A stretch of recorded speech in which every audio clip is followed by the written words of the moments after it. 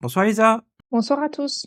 bienvenue sur la chaîne YouTube CB Math et Lisa. Dans cette vidéo, nous allons aborder le dossier CAPES interne pour l'affectation en Guyane, session 2021, sujet 1 du rapport du jury.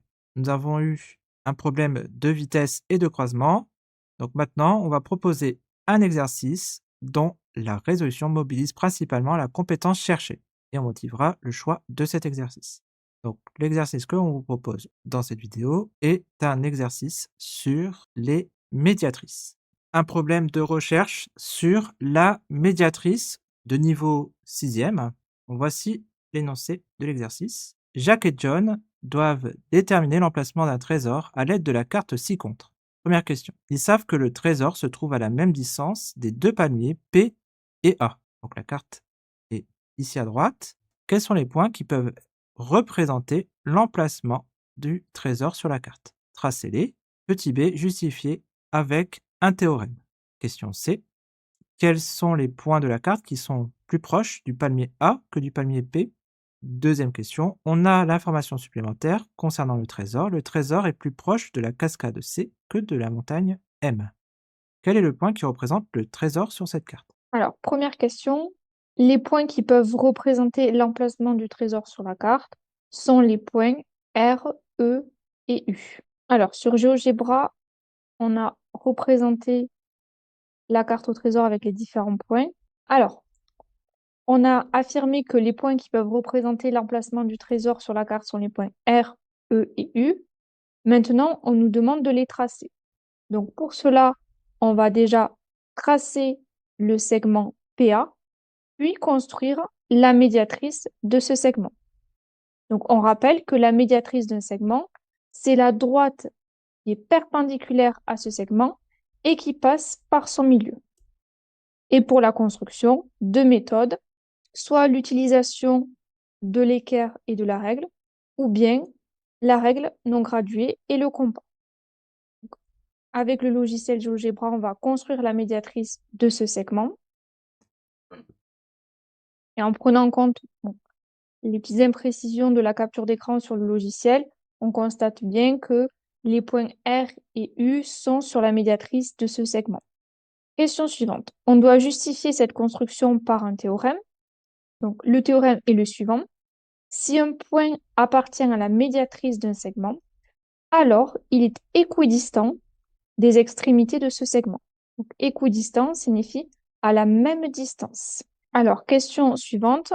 On nous demande les points de la carte qui sont plus proches du palmier A que du palmier P. Donc, il s'agit des points T et M. Et pour le vérifier, on peut tracer, alors ça c'est en dehors de notre correction pour la classe de 6e, qui n'est pas vue en 6e, mais pour le visualiser sur GeoGebra, on peut prendre donc l'équation de droite, donc c'est l'équation de la droite de la médiatrice, c'est G. Donc on peut constater ici que c'est moins 2,13x moins 2,0y égale à moins 16,94.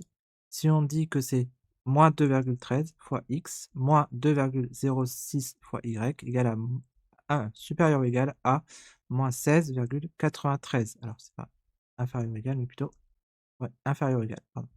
Donc c'est inférieur ou égal 16,93 pour avoir donc la zone cherchée. Et on regarde et on voit bien entendu que les points T et M sont dans cette zone. Donc c'est bien les points que l'on recherche.